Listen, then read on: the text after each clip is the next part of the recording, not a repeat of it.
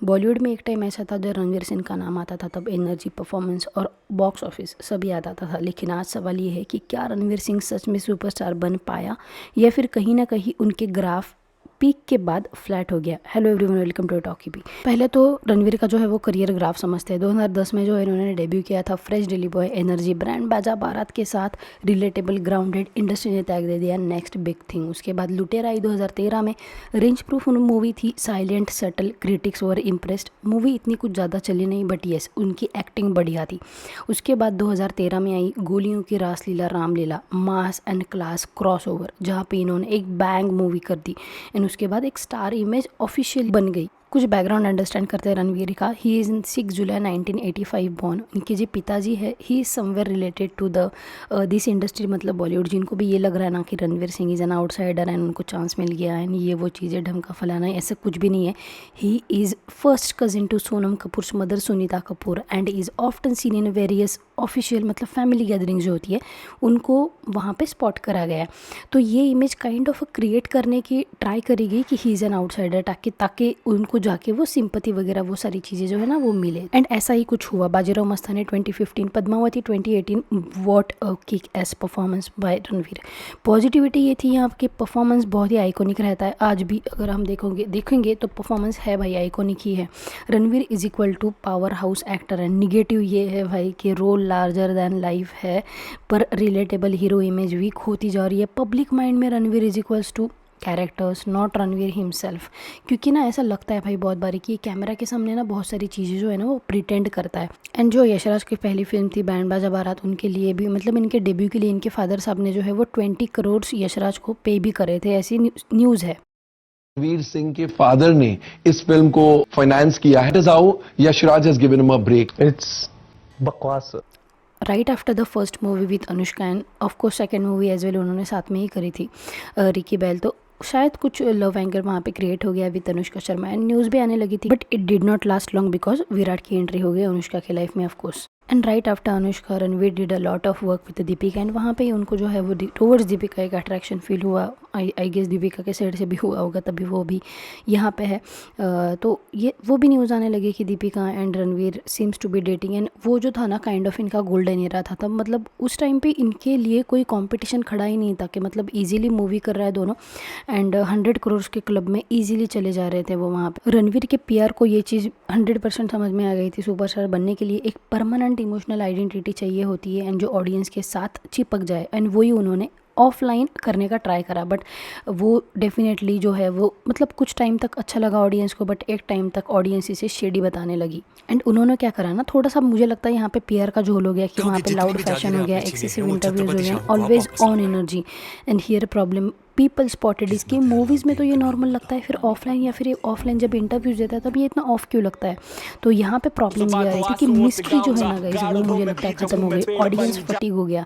Starting में तो लोगों ने इनको एक्सेप्ट कर लिया कि चलो भाई आउटसाइडर है, वो सिंपति मिल गई क्योंकि लोगों को पता ही नहीं ये आउटसाइडर है ही नहीं। दूसरी बात लोगों को ये एक सिंपति लगी कि कुछ अलग करने का ट्राई कर रहा है, ड्रेसिंग सेंस थोड़ा हटके है, ऑलवेज ऑन एनर्जी हाई है। तो स्टार्टिंग में तो लोगों ने बहुत सपोर्ट किया, मतलब उसके बाद जब लोगों को फटीग हो गया ना वही चीज़ें करने का तो लोगों को समझ में आ गया कि भाई ये बंदा कुछ तो चीज़ें है जो प्रिटेंड कर रहा है कैमरे पे। जो दीपिका का एंड रणवीर का एक पॉडकास्ट हुआ था कॉफ़ी विद करण में, उसके बाद जो है रणवीर का पीआर कम्प्लीटली स्टॉप हो गया। इतना स्टॉप हो गया कि उसके बाद रणवीर जो है किसी भी तरह के इंटरव्यूज़ में कहीं पे भी दिख नहीं रहे थे। Nobody was talking about him. And जब स्टार हर जगह एड्स, इवेंट, रील्स, तो रेयर नहीं लगता वो चीज़ें बहुत यूज टू लगती है और बॉलीवुड में रेयरिटी की ही वैल्यू है। ये हमें रणबीर कपूर को देख के समझ में आ रही है। फैशन रिस्क इतना हो चुका है भाई का कि मतलब मीम पेजेस बन रहे हैं, पता नहीं क्या क्या बन रहा है। ठीक है, एक इमेज सीरियसनेस जो है ना वो मुझे लगता है जब रणवीर के पीआर को ये चीज़ें सारी समझ में आ गई ना कि इंटरेस्ट जो है ऑडियंस का टुवर्ड्स रणवीर सिंह वो लूज़ हो रहा है अगर वो इंटरव्यूज़ में या फिर कहीं पे दिख नहीं रहे, तो उन्होंने सडनली उसको उनकी स्पॉटिंग इंटरव्यू स्टार्ट कर दिया ताकि उनके बारे में बात तो हो, क्योंकि यहाँ पे भी ऐसा है जो दिखता है वही बिकता है। उसके बाद ये कुछ क्लिप्स वायरल होने लगे and this is exactly opposite जो ये इंटरव्यूज़ में बात कर रहे हैं उसके। तो वहाँ पे लोगों ने ये चीज़ें स्पॉट करी कि ये कैमरा के सामने कुछ प्रिटेंड तो ज़रूर कर रहा है and we are not wrong about this. क्योंकि ऑफ कोर्स इनके जो कॉम्पिटिटर है रणबीर कपूर हो गया, controlled public image, selective appearance, okay Vicky Kaushal हो गया, relatable growth, strong script sense, south जैसे साउथ के स्टार अगर हम ले ले अल्लू अर्जुन वगैरह, तो क्लियर मास आइडेंटिटी है, वन लाइनर पर्सोना है। बट रणवीर का यहाँ पे बिल्कुल भी क्लैरिटी नहीं दिख रही, मतलब बीच बीच में वो दीपिका के हस्बैंड बन जाते हैं, बीच बीच में वो पता नहीं कुछ अलग सा ड्रेसिंग सेंस करके कुछ अलग सा करने का ट्राई कर रहे हैं कि वो उनका लोगों का अटेंशन उन पे जाए। लेकिन भाई समझो यार रणवीर, अटेंशन नहीं जा रहा, मीम्स बन रहे हैं आपके, ठीक है, लोगों को समझ में आ रही है चीज़ें।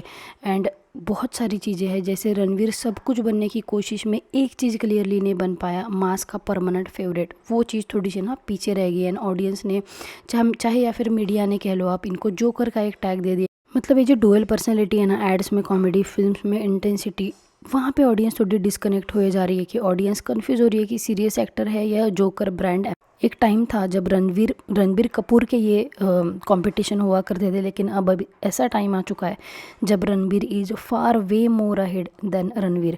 बहुत सारे रीजंस है, जैसे कि मैंने कुछ रीजंस तो अभी बताए, डाइल्यूशन इन द पर्सनैलिटी, ये न्यूड एक फ़ोटोशूट हो गया जो इन्होंने करवाया था, ये इसके बाद ना इनको बहुत ज़्यादा बैकलैश मिल गया। क्योंकि ऑफकोर्स यार तुम हो सोशल इमेज अगर तुम्हारी है, तुम अगर कुछ पर्सोना कैरी कर रहे हो तो एक इमेज के साथ या फिर एक चीज़ों के साथ कैरी करना चाहिए। शायद रणवीर को उन चीज़ों की मुझे लगता है समझ नहीं है। बीच में ये दिखाते हैं कि मैं बहुत इमोशनल हूँ, बीच में ये दिखाते हैं कि मैं दीपिका का हस्बैंड हूँ, बीच में अभी ये दिखाएंगे कि मैं दुआ का पापा हूँ। तो वो एक चीज़ हो रही है कि वो एक्टर की इमेज थोड़ी सी साइडलाइन होके ये बाकी सारी इमेजेस जो है वो बीच में डालने की ट्राई करी गई। जस्ट तो इनको तब किया गया जब इन्होंने जॉनी सिंस के साथ वीडियो करी गई।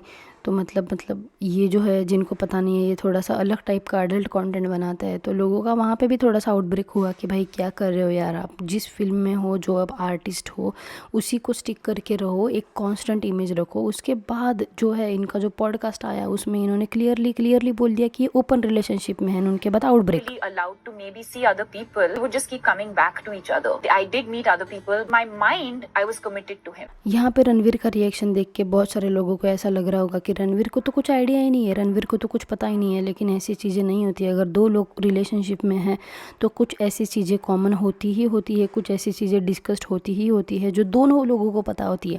लेकिन रणवीर ने वहाँ पे क्या किया, Ranveer played a smart. And उसके बाद बैकलैश किसको मिला, बैकलैश मिला दीपिका पादुकोण को।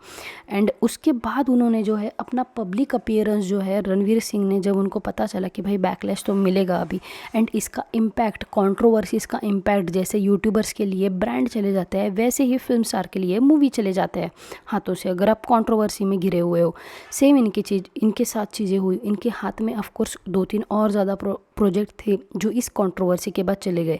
After this controversy he completely vanished. Nobody was talking about him. He was not even coming to any events, anything, nothing. Maybe due to parenthood as well. But yes, movies तो है इनके हाथ में बहुत अच्छी। अभी तो हमने देखी रिसेंट वन जो आई धुरंधर, अच्छी एक्टिंग करी है यार भाई ने, है वो अच्छा एक्टर। बट थोड़ा पर्सनली अगर चीज़ें सुधारे, थोड़ा सा PR टीम अगर चेंज करवा लो रणवीर भाई, तो हमारा सजेशन रहेगा, चेंज करवा सको तो करवा लो। लेकिन ऑफकोर्स यहाँ पे भी ये जो है अक्षय खन्ना जी जो है, इन्होंने इनको ओवरकम कर दिया, ओवरशैडो कर दिया बेसिकली। एंड ये मेन लीड के लिए तो बिल्कुल भी ख़राब चीज़ है कि नेगेटिव कैरेक्टर आपको जो है वो ओवरशैडो कर दे। Okay guys, that's all for the today's video. What is your take on this? Do let me know in the comment section. Talkie B को सब्सक्राइब करना मत भूलना। हम मिलेंगे नेक्स्ट वीडियो में। Bye bye.